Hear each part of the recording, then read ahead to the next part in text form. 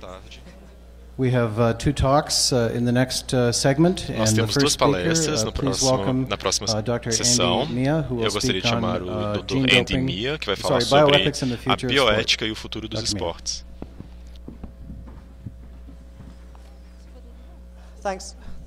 Thanks very much. Muito obrigado. Thank you very much to the university and to Zhao for Muito inviting obrigado à me universidade to e give ao a João talk por me here. convidar para dar uma I'm a palestra aqui. philosopher, and the Eu work sou that I do filósofo on e genetics o and trabalho que eu sport faço com a genética looks at e the o ethical esporte and philosophical analisa implications as of implicações this science. filosóficas And so, e éticas da over the ciência. last 10 years, Então, nos I've últimos been 10 anos, investigating eu how investigo genetic technology may como a transform tecnologia the world genética of pode sport, transformar o mundo but dos also esportes, I write about e também broader escrevo a respeito de bioethical issues, temas bioéticos outside mais of sport. amplos, So, fora dos what I want to esportes. do for my talk is to Então, o give que eu you quero an fazer insight durante a minha palestra é into dar um my insight journey da in minha this subject, jornada but nesse also to talk a assunto bit about, e também what's happening falar um around pouco a respeito do the que study of acontece bioethics no estudo and da how that bioética relates e como to isso está relacionado the debate in com o genetics and debate sport. da genética nos So what I'll esportes. do is, on the one hand, talk to the idea that Então, eu vou falar um pouco sobre a ideia issues are de que as relevant to questões sport genéticas and são give rise to relevantes aos very esportes significant ethical e issues, trazem diversas but also questões hopefully convince you éticas that, in fact, relevantes, mas também quero social context convencê-los to que this existe issue, um which compels ambiente us mais to amplo think que about, nos leva a these pensar matters beyond sport. One nessas of the questões além dos criticisms I've had esportes. of Uma das críticas que eu philosophers of tive sport, de people that have filósofos been dos doing esportes, pessoas que ethical work in trabalham sport, com is that bioética they often nos focus esportes, too much, é que normalmente on eles the focam muito abstract philosophical na arguments parte without filosófica paying abstrata e attention não to prestam what's tanta atenção no que happening more broadly in acontece bioethics na and bioética medical em ethics. geral e na ética médica também. So, if you like, consider this talk as an entry Então point into pensem some of nisso the como um ponto meta-ethical inicial issues para that as are presented by maiores this exemplar questões of éticas sport que estão performance. apresentadas além de apenas o desempenho As a esportivo. philosopher, it's Como it's filósofo, dangerous to do é what some people perigoso describe fazer o que algumas as pessoas futurology, descrevem como to a imagine futurologia, the future ou seja, without imaginar o much futuro basis, on sem which to do so. muita base But in fact, over the last factual. few years, Mas nos there's últimos been a anos growing number of existe ethicists that have um drawn número attention maior to the de need estudantes for da ética que speculative chamam a ethical atenção investigations. da necessidade de And so if you look investigações through some of the especulativas literature on éticas. nanoethics, Se você pensar na neuroethics, and indeed nanoética, bioethics more generally, na neuroética e there's a na greater bioética em attention to geral, some of existe the uma grande longer-term retenção questions em questões that mais we a longo face as a prazo result que of enfrentamos rapid como technological resultado change. do desenvolvimento tecnológico And you see rápido. this also partly Vemos in the isso policy também domain as na well. And my política. own trajectory in this A minha field própria has been trajetória through the ethical nesse campo to the passou legal do and to ético the policy ao jurídico issues. às questões And de so I want to políticas. speak a little bit Então eu quero falar um pouco a about, some of those respeito examples. destes exemplos. But for some philosophers, they Mas get para very alguns filósofos anxious, and certainly é for um some assunto ethicists, que they traz get bastante very anxious ansiedade, principalmente para quem when trata de talking about ética. matters that E are quando você fala a perhaps respeito de still questões que às fictions vezes rather than facts, ainda são as Dr. fictícias Heisman e não mentioned in his factuais, title this morning. como They get worried about focusing too o much Dr. on Skipworth issues that falou are hoje de manhã. too far in the future. Eles pensam And muito, so this question about eles se preocupam muito a modification, respeito or de questões indeed que the podem use estar of muito no futuro. genetic information Essas within questões sports de for utilização de testing or modificações selection, genéticas nos for many esportes, o ethicists, teste, a it's still very seleção. much an issue that they don't Para need to muitos consider teólogos da greatly ética, because the são tests questões que aren't eles não consideram adequate to yield any muito, significant porque impact on how são sports questões que go não about their têm business. tanto And impacto yet we know, of na course, atividade that sports have esportiva. already looked at these things E, claro, and are as thinking about associações esportivas how they já might use pensaram nisso e em como podem usar. I think the concern that's been apparent over the last Mas eu 10 acho que a years, preocupação and mais it's very relevante difficult nos to últimos claim, anos but the concern is that there has é been que significant change houve that uma has been mudança very rapid, and significativa, evidence rápida, has suggested e that, as in fact, evidências society sugerem que, na verdade, a and sociedade policy have not been e a ready política não to está adjust to the new preparada kinds para of se moral ajustar and aos ethical novos issues that people face problemas éticos e as a morais result que as of pessoas new têm como technological resultado das innovations, novas whether they are at the upper end of condições, innovation or relatively moderate. mesmo se One elas já example is, existirem. Por exemplo, a utilização de sangue do cordão umbilical. Eu já passei por questões similares. Quando meu filho nasceu, nós queríamos retirar o sangue do cordão umbilical, mas para mim parecia que isso é uma escolha que as pessoas têm. Quando o filho nasce e quando eles pagam os $2.000 para armazenar esse sangue e potencialmente dar uma proteção contra algum distúrbio no futuro. Então, nessa era, as pessoas têm novas preocupações como resultado do desenvolvimento da tecnologia, mesmo se a tecnologia não estiver clara e não for confiável.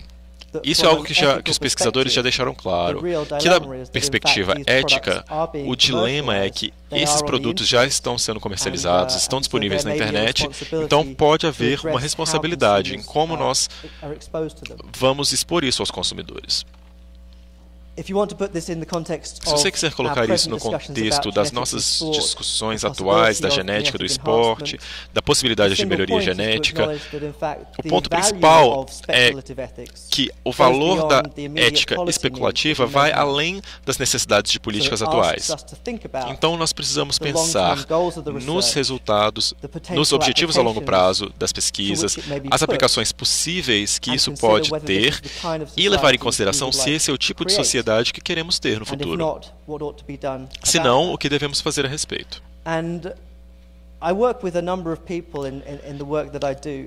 Eu já trabalhei com várias pessoas nessa linha, já falei com muitos artistas, muitos designers, e para mim, uma das limitações da filosofia é a sua dependência nas palavras. E muitas vezes, se você trabalha com um cineasta, um artista, uma pessoa que criaria uma imagem dessas, que é o Homem Guepardo, de um artista de Nova York, Daniel Lee, isso dá oportunidades às pessoas de pensar como o futuro pode ser. Então podemos dissecar essas imagens, interpretar, alegar certas coisas a respeito delas que podem dar algum insight. Não a realidade de como a tecnologia pode ser aplicada às pessoas, mas os tipos de questões éticas e morais que elas podem ter a respeito da abundância de tecnologia na sociedade. E muitos designers de ponta estão começando a pensar nos protótipos que permitam com que as pessoas se interessem nessas questões. Eu vou falar um pouco mais disso depois. Por outro lado, existe muito que já mudou na bioética na última década. Então, é importante passar para vocês como isso se relaciona com outras questões que talvez vocês estejam envolvidos. A bioética, 20 anos atrás, estava mais preocupada com princípios bioéticos, tentar determinar se certas intervenções tecnológicas ou procedimentos médicos iriam comprometer algum princípio ético-filosófico como autonomia, justiça, esses tipos de princípio que existem há muito tempo e que ainda estão por trás das práticas científicas e da conduta ética em geral na nossa sociedade. Se ainda são adequadas, dada a velocidade de mudança que nós vemos. Nesse período, aconteceu um número de mudanças em como os bioéticos trabalham. Por exemplo, um aumento na ética empírica, em que os dilemas éticos são utilizados de uma forma mais sociológica, tentando entender como as pessoas entendem os dilemas éticos, como elas lidam com conflitos de interesse, para depender mais dos dados empíricos destes contextos, e não só imaginar uma estrutura ética de cima para baixo que pode ser aplicada. Parte disso é o surgimento da ética narrativa, como as pessoas descrevem os dilemas, que tipo de língua elas usam, que tipo de linguagem é utilizada, como essa linguagem reflete esses princípios filosóficos. Podemos ver, de fato, um aumento no princípio da preservação da autonomia, na forma em que as pessoas têm nas suas práticas clínicas. Isso é uma questão ética primária. Então, nessa década, a bioética realmente se abriu e se tornou uma abordagem metodológica muito mais variada, diferente das abordagens baseadas em princípios de 20 anos atrás, e agora é uma coisa muito mais aplicada à prática. E isso mudou como as pessoas trabalham e os tipos de colaboração que ocorrem. Então essa é a minha linha do tempo dos meus próprios encontros com o debate da genética nos esportes. E eu quero passar aqui por algumas coisas que aconteceram nesse período. Falar um pouco a respeito de como isso foi tratado no mundo. E já tivemos paralelos interessantes com o debate dos esportes na sociedade em geral. A primeira reunião da Agência Mundial Antidoping aconteceu em março de 2002. Ela ia acontecer em setembro de 2001, mas houve o problema do 11 de setembro, isso foi cancelado. Então, em 2002, tivemos a primeira reunião formal dessa agência. Em 2001, eu estudava no Comitê Olímpico e eu conheci o diretor médico, Patrick Chamesh, e naquele momento eles iniciavam um grupo que trabalhava com terapia gênica. Então, foi aí que eles começaram a formalizar a resposta a essa nova era de tecnologias genéticas. Então, essa imagem também fala a respeito do Hugh Montgomery, o estudo de 14 anos atrás, num tabloide britânico, e parte do meu trabalho também foi estudar como isso era tratado na imprensa. Então eu tenho um catálogo de artigos de como as genéticas nos esportes aparecem na imprensa. E é um artigo típico aqui. Não surpreenderia ver que ele é simplista, ele tenta anunciar que foi descoberto um santo grau e que vai transformar o mundo dos esportes. Existe referência ao estudo de Hughes. O artigo foi o ponto inicial para esse artigo, mas as pessoas, a informação que elas tinham para interpretar isso era bem limitada. Mas esse foi o meu ponto inicial também. Foi um dos primeiros artigos que eu vi na imprensa em geral e não só em artigos científicos a respeito disso. Mas muito acontecia na época. Não eram só os esportes que eram afetados pela genômica. O projeto do genoma humano estava sendo concluído e haviam preocupações como essas, que a genética tinha a capacidade de mudar coisas que para nós são fundamentais. Essa é uma obra da Greenpeace relacionada a Monsanto, em relação ao tomate modificado geneticamente, queria reter a sua firmeza para ter mais vida útil. Então, esse tomate da Monsanto se tornou um emblema das preocupações das pessoas em relação à tecnologia genética. Se você ler a literatura, no entendimento público das ciências, temos agora um catálogo de mais de 20 anos que analisa como as pessoas entendem a ciência. Existe um grande reconhecimento de que o ano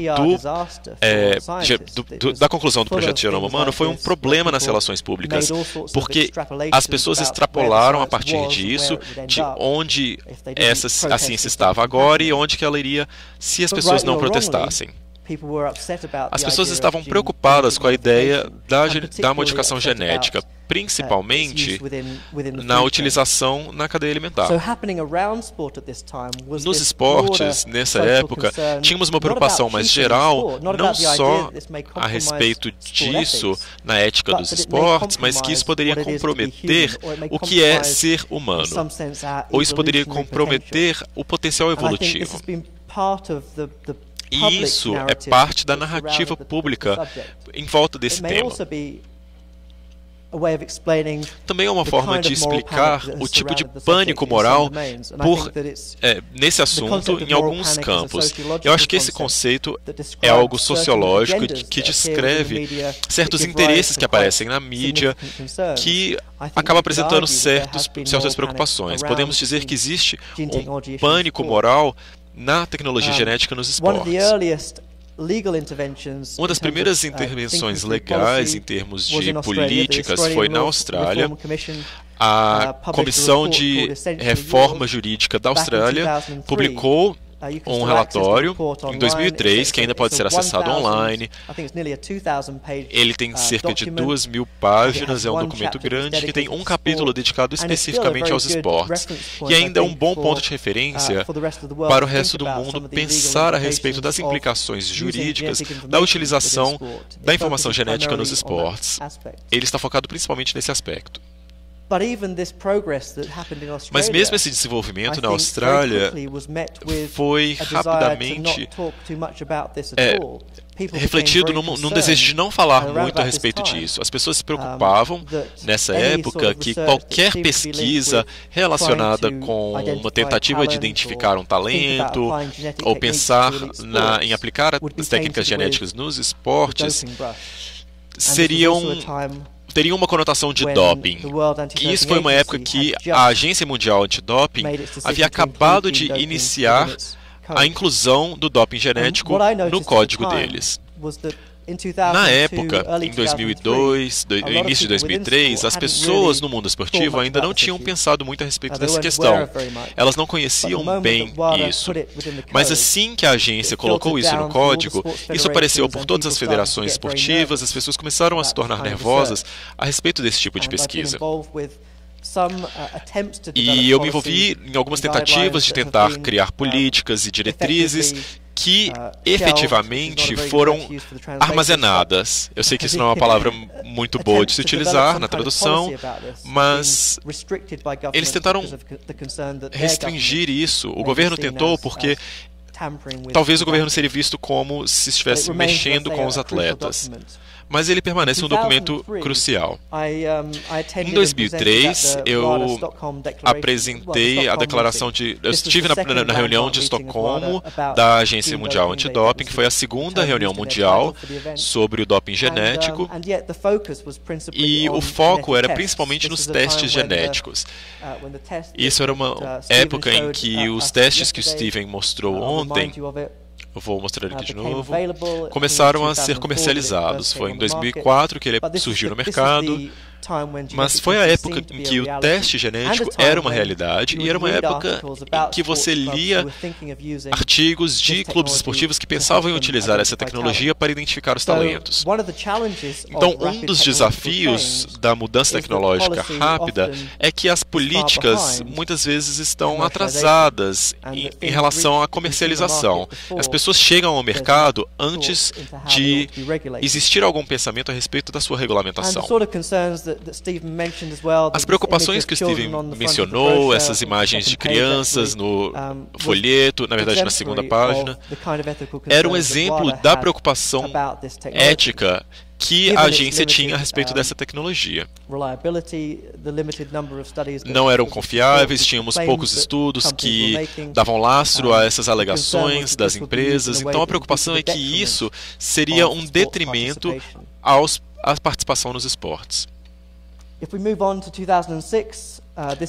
Então, seguindo para 2006, esse foi um ano depois das Olimpíadas de 2000, de ser selecionado, Londres ser selecionado para as Olimpíadas de 2012, e eles sempre dizem que vai ser o jogo mais justo da história, que ninguém vai ser acusado de doping em Londres. Então, foi a primeira vez que o governo britânico começou a analisar isso. E eles começaram a analisar, talvez o que seja mais interessante, não o doping, mas as tecnologias de melhoria de desempenho nos esportes. Como eu mencionei no início, existe um debate cada vez maior da melhoria humana na sociedade, e os esportes se tornaram parte disso. Então, ao invés de utilizar essa linguagem de doping, eles usavam esse termo, melhoria humana. Se você analisar na literatura hoje, você vê inúmeros artigos que falam a respeito da melhoria humana e a ética.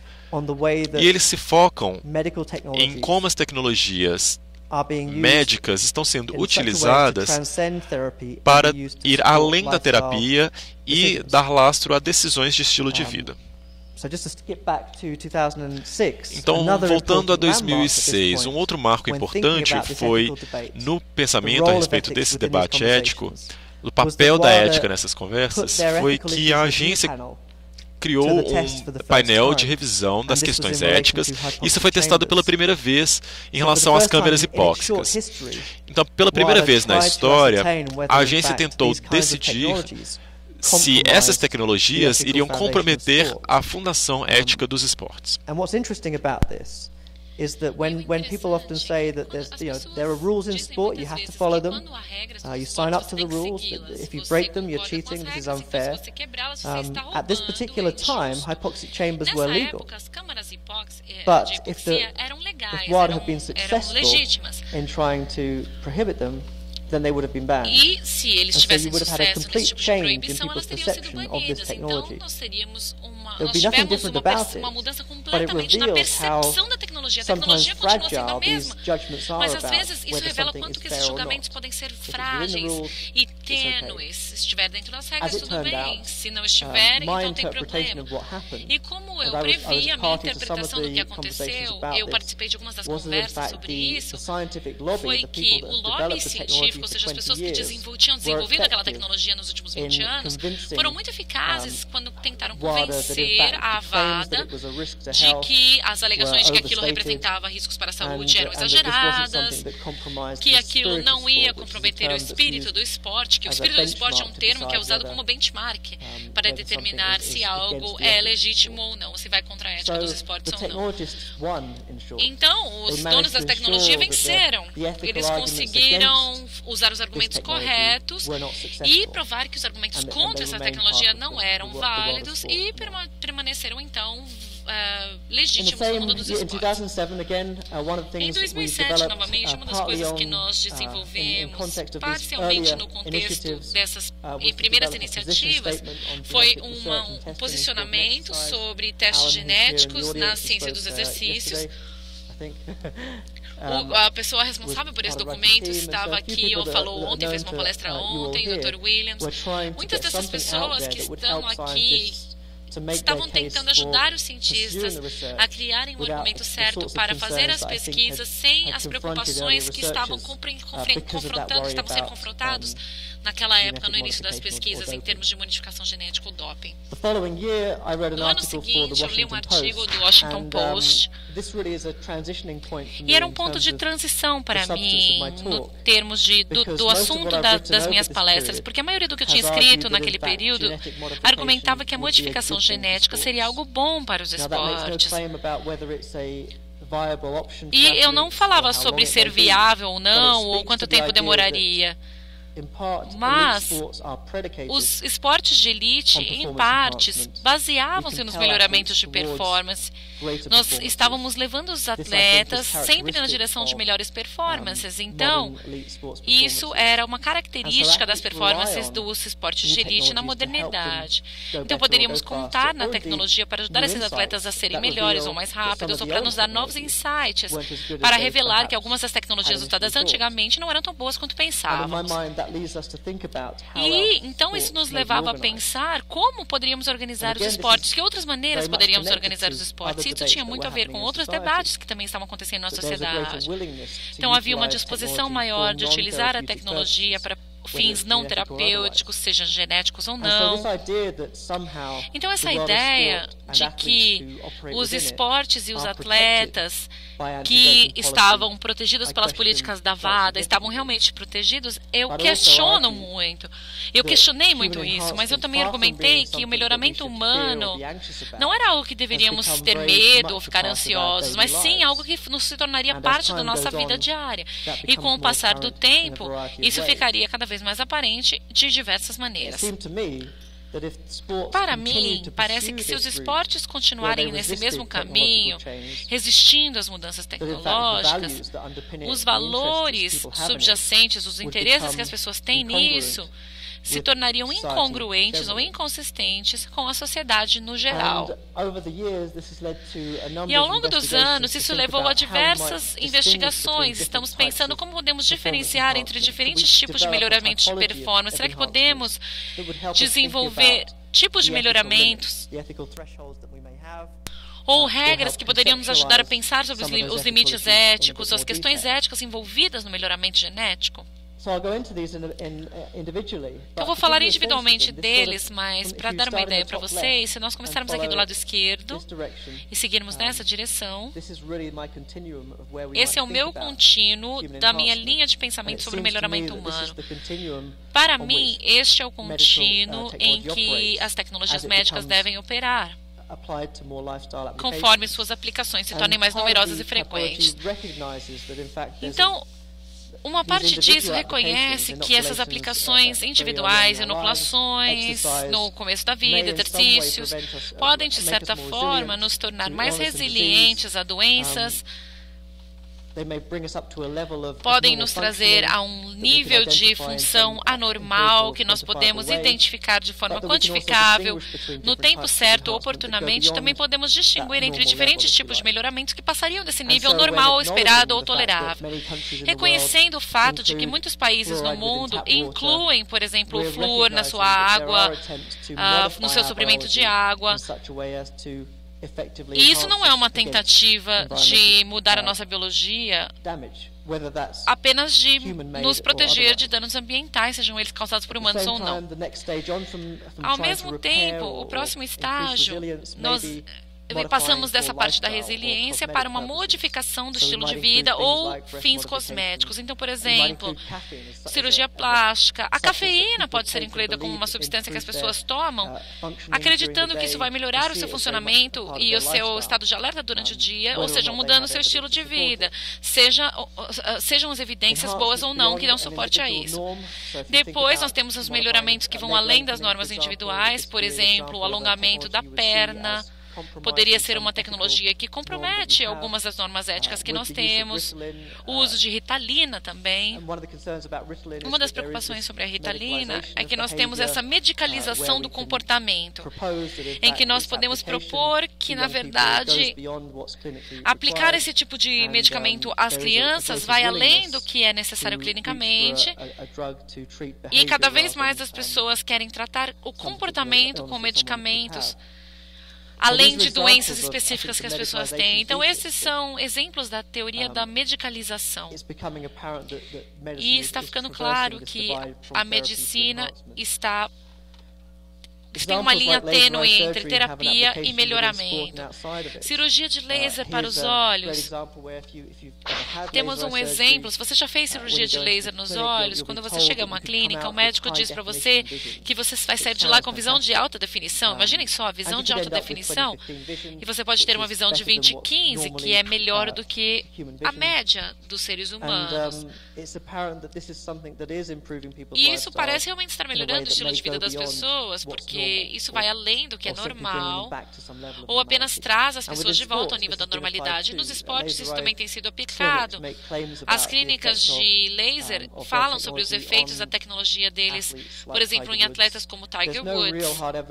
Mas não há evidências que provem que a cirurgia de laser melhorou a performance deles, mas com certeza melhorando a visão, você vai melhorar a performance de um atleta, certo? É um pouco óbvio, mas isso levanta de novo a questão de se isso é justo ou não. Então, nesse contínuo, podemos pensar também em melhoramentos que vão além de funções típicas da espécie.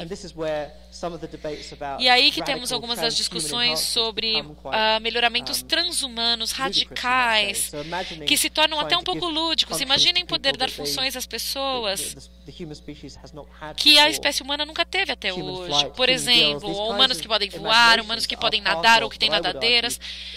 Esse tipo de melhoramento entram mais, ou ampliam mais o panorama desse debate. Não são apenas as aplicações imediatas da informação genética que entram na percepção de onde a tecnologia está nos levando, mas também temos essa parte mais especulativa e futurística que as pessoas incluem quando tentam refletir sobre essas implicações. Como eu mencionei antes, dentro do campo da bioética, nós encontramos pessoas que estão procurando filmes e ficção científica para tentar identificar o que isso pode se tornar no futuro e o que nós podemos criar com a tecnologia. Então, esse contínuo de melhoramentos humanos nos leva a essa questão dos esportes. Para onde estamos indo? E eu gostaria de passar os últimos minutos falando um pouco sobre onde eu acho que estamos indo com isso. A história do atleta paralímpico que está se qualificando para as Olimpíadas normais, as Olimpíadas e não os Paralímpicos. Nos Jogos de Beijing, ele teve um desempenho acima do normal e ele se tornou um emblema dessa transcendência da divisão entre terapêutica e melhoramento, e onde essa divisão tem uma linha muito tênue é exatamente no desempenho de atletas como Oscar. E as pessoas se questionam, se ele se qualificar para os Jogos Olímpicos, será que ele pode competir? Você deixaria competir um atleta assim, com outros atletas que usam suas pernas naturais ou biológicas? E no fim, hoje não há normas que desqualificariam esse atleta. Então isso é possível, é viável e já aconteceu em outros jogos em que ele competiu com atletas que não eram deficientes, mas as implicações dele competir nos Jogos Olímpicos e não nos Paralímpicos transformaria a percepção das pessoas do que é ser deficiente ou não, ser capaz ou não. E a era em que nós estamos entrando é uma em que as próteses, sejam desse tipo de prótese ou então nanopróteses, vão se tornar parte das tecnologias que as pessoas imaginam que podem fazer parte de suas vidas e que os ajudarão a viver a vida que eles querem viver. E para dar algumas ideias de como essas coisas podem mudar no futuro, porque ainda nós temos um grupo, uma opinião muito forte das pessoas que são contra as tecnologias que consideram como doping ou que prejudicam a justiça, o nível de justiça dos jogos. Mas as opiniões sobre a tecnologia variam, mesmo sobre essa questão dos alimentos geneticamente modificados, que criou tanta polêmica há 20 anos atrás. Mudou muito em termos de opinião pública. Uma pesquisa este ano mostrou que os ingleses estão menos preocupados sobre os organismos geneticamente modificados nos alimentos ou nas prateleiras dos supermercados. Então, pode-se dizer que, com o passar do tempo, a disposição das pessoas de adotar novas tecnologias aumenta, melhora. E eu acho que é importante nos lembrarmos disso quando consideramos quão radicalmente o mundo dos esportes pode mudar por meio da tecnologia. E não é que eu esteja dizendo que a luta antidoping vai simplesmente desistir e aceitar que todas as tecnologias serão justas nos esportes, mas eu diria que, se nós olharmos para a lista dos códigos antidoping hoje, tudo que está listado lá é apenas a ponta dos icebergs em termos das coisas que os atletas já usam para melhorar a performance. Então, nos protege, essa ideia de que está nos protegendo da tecnologia é uma ideia errônea. E quantas pessoas precisam alterar os seus corpos para se preparar para o mundo no futuro? Giannis falou sobre a Agência Europeia de Viagem Espacial, que regula as viagens espaciais. Estamos falando bastante sobre a Federação Internacional de Astronautas, tem uma comissão. Muitas pessoas estão falando da opção de viajar para o espaço, ou mesmo de habitar o espaço. Esse debate está sendo levado muito a sério. Há estratégias, empresas com estratégias já. Então, quanto o nosso corpo vai precisar ser modificado para acomodar os diferentes tipos de ambientes que teremos no futuro? Será que temos ainda mais usos para esse tipo de melhoramento, tendo em vista essas tecnologias do futuro? E algumas pessoas com quem eu trabalhei, eu uso para provocar o pensamento das pessoas. Por exemplo, aqui na capa da revista Time, estavam falando sobre implantes dentários e os designers estavam fazendo protótipos para saber quanto eles poderiam, por exemplo, deixar os telefones cada vez melhores para integrá-los no nosso corpo. Houve uma feira de tecnologia e alguns psiquiatras disseram: nossa, isso vai levar a todos os tipos de traumas para as pessoas vão enlouquecer ouvindo vozes dentro de sua cabeça. E os designers viam isso como uma consequência lógica de como a tecnologia móvel estava se desenvolvendo, essa integração da tecnologia com a nossa biologia, e que isso faria parte naturalmente do nosso futuro. Ao mesmo tempo, precisamos considerar como esses melhoramentos humanos podem mudar o que nós fazemos para nós mesmos. Por exemplo, aumento dos seios, cirurgias plásticas, ou essas indústrias da cirurgia cosmética, que já existe. E mesmo assim, alguns artistas e designers continuam pensando como mais podemos desenvolver tecnologias e como podemos imaginar o que é ser bonito, o que é ser humano. Este é um artista do World College of Art que desenvolveu essas modificações para as unhas. Esse é um outro pioneiro das artes, Stelakis, é um artista australiano que já há 40 anos tem um trabalho pioneiro. Esse aqui é a orelha no braço dele, o trabalho se chama Orelha no Braço. Vejam que é uma orelha artificial. Está bem caracterizado aqui nessa imagem, e por meio do trabalho dele, ele está apresentando uma forma nova de pensarmos como os usos não terapêuticos da tecnologia podem alterar a estética do nosso corpo. Quando pensamos nisso no contexto dos esportes, as implicações são bastante impressionantes. Isso sugere que os esportes que nós vemos hoje nos Jogos Olímpicos, esses que já existem há muitos anos, podem nem existir mais daqui a 50 anos. O desenvolvimento da tecnologia vai criar uma variedade de novas modalidades de esportes, um ethos diferente, que vai determinar os valores dos esportes. Nós começamos a ver isso nos Jogos Olímpicos, por exemplo, quando mountain biking ou skate passa a ser considerado como jogo olímpico, esporte olímpico. Então, esse sistema de valores que determina todas as preocupações da agência antidoping hoje podem mudar muito conforme a tecnologia se torne uma parte maior ou uma parte mais integrada na nossa sociedade. Então, para concluir, essa é uma imagem dos anos 70 de Stella, o mesmo artista, com o seu terceiro braço.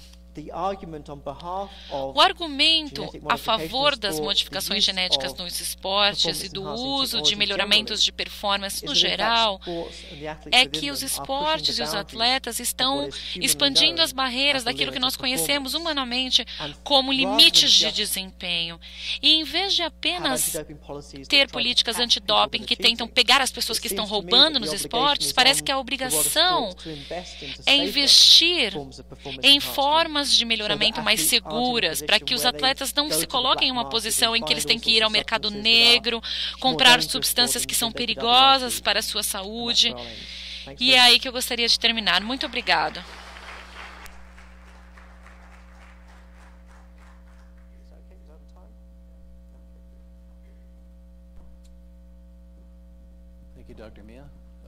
Obrigado, Dr. Mia. Vamos abrir para discussão. Alguém tem alguma pergunta?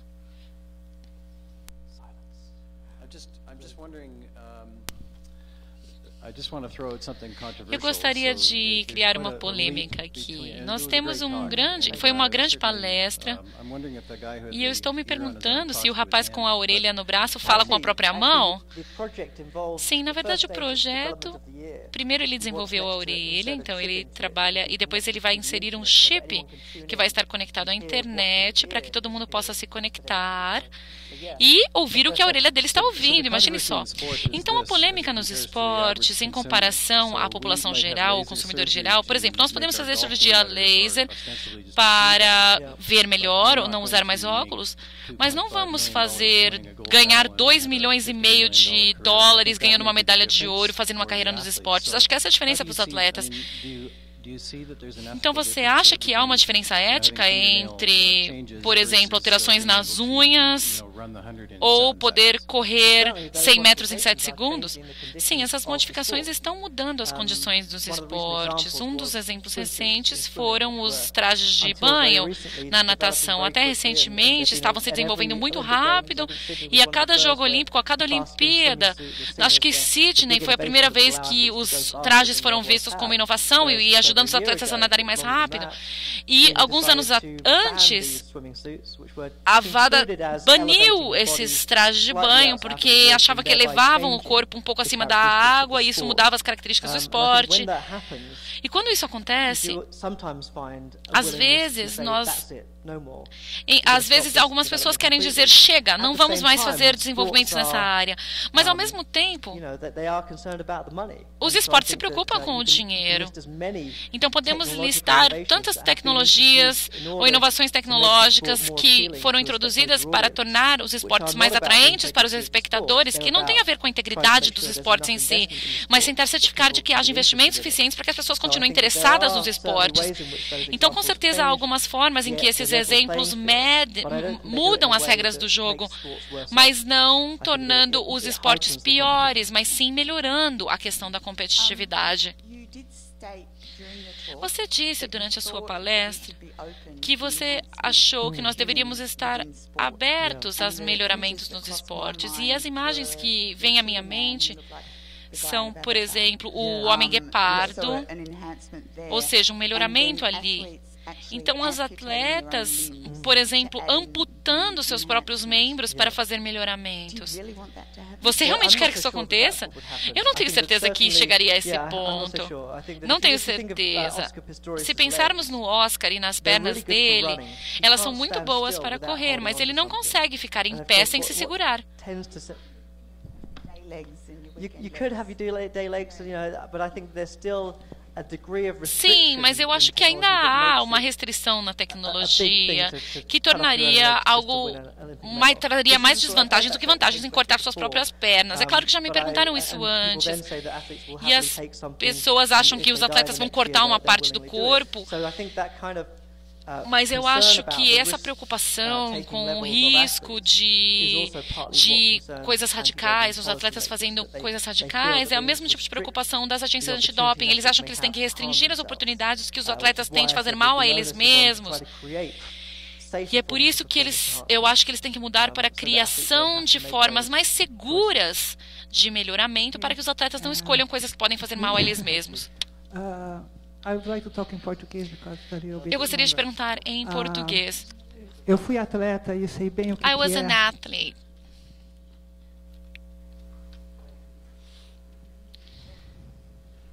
Can you hear me? Can you hear me? Como uma ex-atleta, eu sei muito bem o que é o treinamento e o sofrimento do treinamento para conseguir melhorar 0,1 décimo de segundo numa corrida de 100 metros, por exemplo. E uma coisa que sempre me deixa profundamente magoada como ex-atleta é que ninguém pensa no atleta.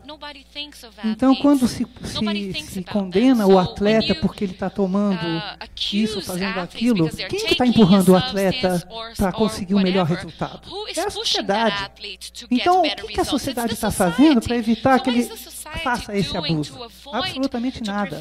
Porque, ao contrário, a sociedade está empurrando cada vez mais esses atletas a pegarem o que quiserem para poder melhorar o recorde mundial, isso, daquilo, daquilo. Então, a minha posição é o seguinte: eu queria saber o que a WADA está pensando sobre isso. Eu já falei com eles diretamente, tive uma oportunidade de fazer isso uma vez numa mesa redonda.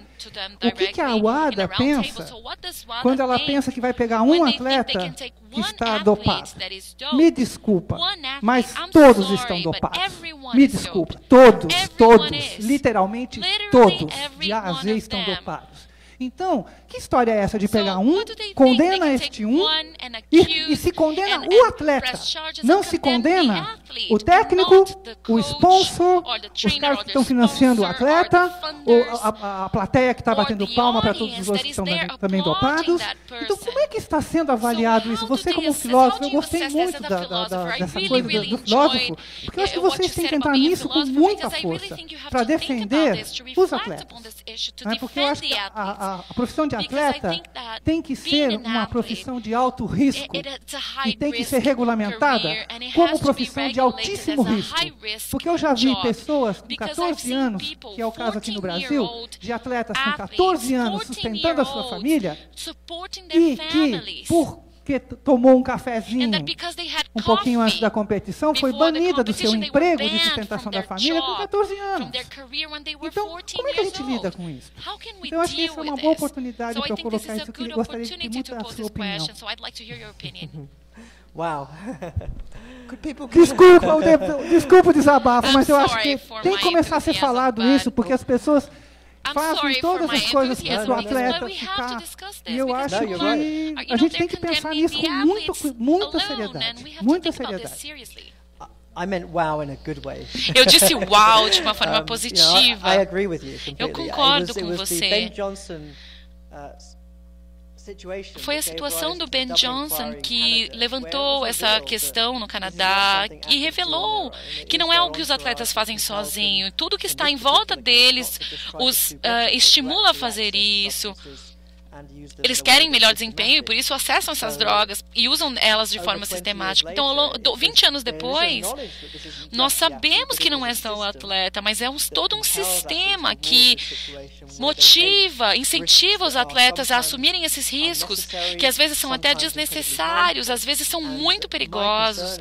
E a minha preocupação é que essa abordagem ainda existe nos esportes, que é defendida como a única forma de fazer. Não dá para legalizar o doping, não dá para ter doping medicalmente supervisionado. Isso tornaria as coisas piores, mas eu também não acho que o sistema atual está funcionando. Então parece que nesse mundo em que você está testando as crianças no colegial, vendo se elas usam drogas, e estamos nos perguntando com qual idade devemos começar a testar as pessoas, para mim parece que esse sistema já está quebrado, já está falido. Precisamos de uma forma diferente de pensar sobre o assunto. Então concordo com o que você disse, completamente. Acho que vamos terminar aí. Muito obrigado, Andy, por sua palestra.